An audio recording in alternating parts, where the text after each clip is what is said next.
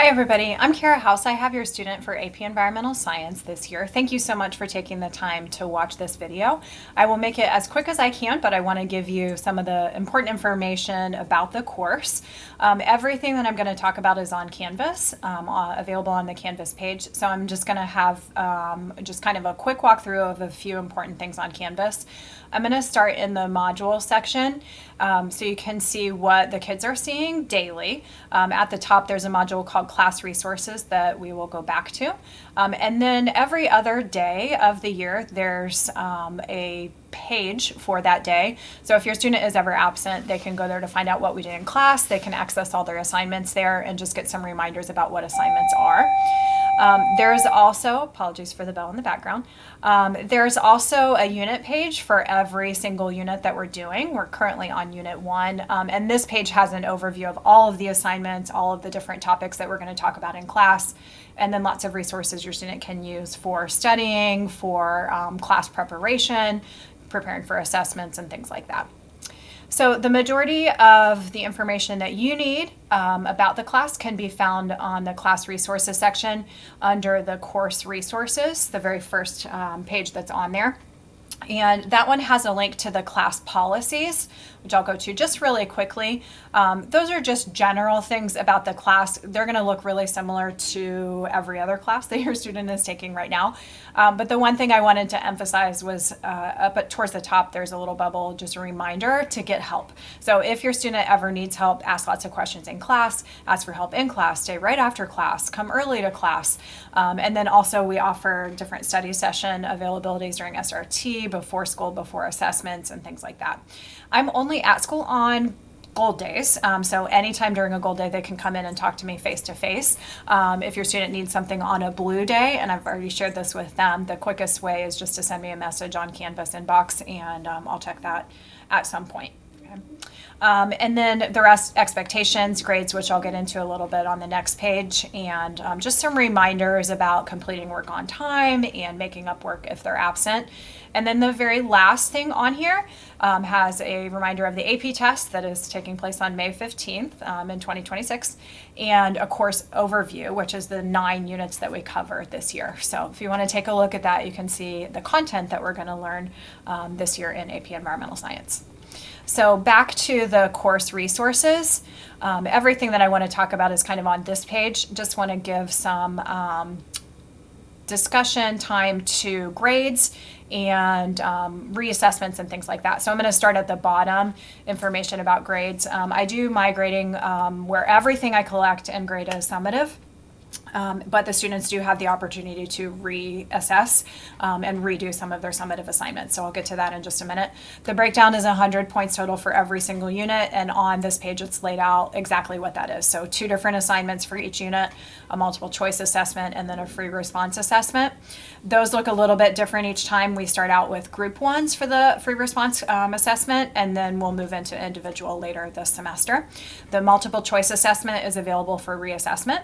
And then the labs or assignments, it's usually labs, but I put assignments here for just a couple units where it's just a regular assignment. Those are 10 points each. The labs and assignments can be redone, and in class I share with the students how they can actually do that, and then they'll get their new score if they've made some improvements. Okay. The only exception is Unit 5. It looks a little bit different just because that includes our ACE. So besides Unit 5, all the other units still are 100 points. Unit 5 is also, it's just a little bit different breakdown. I do all my grading in Canvas, so that's the quickest way to find it, but it should update regularly, sync with PowerSchool, so they should match. But if a student is wanting to see exactly what they got on a test, later that day, then Canvas is the quickest way to see that. Okay. Up here at the top is the guidelines for reassessment. So students can reassess that 60-point multiple choice score. The reassessments look a little bit different. Content is the same. They have less multiple choice questions, and they all have an FRQ that your student will complete individually, and then they can replace their 60-point score. They do have one requirement to be eligible for that. They have to keep up on their green booklets. If your student has been doing their work at home, you've probably already seen the green booklets. There's one for every single unit, and that's where we do all of our in-class note-taking, which isn't a lot, but more importantly, all of the reading and reading guides and practice questions, multiple choice, FRQs are all in those green booklets. So you should be seeing those green booklets a lot throughout this year. Once they have done that, they're eligible to do the retake if they want to, and then they just have a couple other things that they need to check off before they can do their reassessment. The reassessments are all during SRT, and I give them 2 options of SRTs to do it. If that doesn't work, we'll figure out something else, but the deadline for those is already kind of set. So they get 4 extra class periods to do that. And then I don't give any extra time on those because 4 class periods is enough for all the students to get done with that if they choose to do that. Revisions, there's a little bit about that. That goes for labs and other graded assignments. And then late assignments can be turned in for full credit as long as we don't go over it in class, but that's not eligible then for revision because a lot of times I've already handed those back and we've already talked it through. So just encourage your student, and I do the same, to just get everything done on time, and that's the best case scenario. Students do have an online textbook that they can access through the CHS website, and you should be seeing that quite a bit also. The green booklets match with the online textbook. And in this class in particular, we do cover the entire textbook. It has all the content from College Board for this class. So we do actually do that, and that's usually their out of class assignment for almost every single topic. Okay. There's a couple other things on there about technology and suggestions for assignment preparation and things like that. The test dates are all already set, so you can look at that, and your student can look at that as well under the assignments, or just look at this little chart right here. And the reason I do that is just to keep us on track to make sure that by the end of the semester and then by the end of the year, we have covered all the content. I want them to be super, super prepared and comfortable with all the content when they get ready to do their end of course assessment. So we have a final exam in here that covers the entire year in class for a grade, and then also the AP, the national exam, which your students will be signing up for not too long from now this semester. Those will be for credit for a 3, 4, or 5 passing score. So I want to make sure, like I said, they are very well prepared and feel very confident going into that. So I do make sure that we cover all the material in class, and that means that we set these assessment dates and stick to them. So the reassessment deadlines are also available on there, and you'll see those are the ones that are the 4 periods after each assessment. The exceptions are Unit 5 and Unit 9 at the end of first semester and the end of second semester, because there's no more time before we go on, before we either end the semester or before we get ready for the final exam. So those 2 do not have a reassessment, but all the rest do.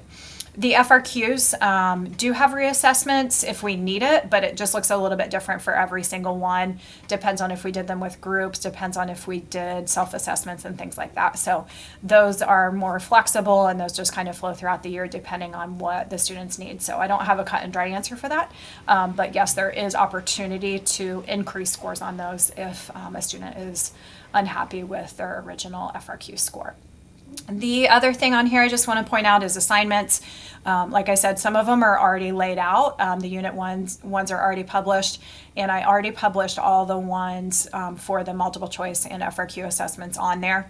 And then in the gradebook, which I'm not going to show you because it has grades in it, but in your student's gradebook, you should also see a unit score, and that will help them keep on track for what they need to study and spend and devote maybe a little extra time to when they get ready to do the end of course assessment, the national exam at the end. There is a ton of other stuff on Canvas. I'm going to show you just one more thing, and that's the contact page for me. You can use, if you're an observer of the course, you can use Canvas inbox very easily to send me a message if you ever need to. My email is also on the contact me page so that you can just directly email me if you need to. And please feel free to reach out. Those 2 are the easiest way. My phone number is on there as well, but I'm not answering the phone during the school day. And since I'm only here on gold days, it's much easier for me to see an email or a Canvas inbox message. That being said, if you want to set up an in-person conversation, we can definitely do that over the phone or actually in person if you need to. So please just let me know if there's any questions you have, anything that I can answer. my cute puppies right there. Anything that I can answer for you about the course, about how your student is doing once we get a little bit further into the year. We only have one grade so far. Anything else, okay? Any questions you have, please feel free to reach out to me. I hope that I've covered everything that you need to know. I know I went really fast. I just wanted to keep it as short as possible. So again, reach out to me if you have any questions or concerns or anything that I need to know about your student. And I look forward to actually talking to some of you in real life this year. So have a great weekend, and thank you again for your student for taking the course. I think it's going to be a really fun year.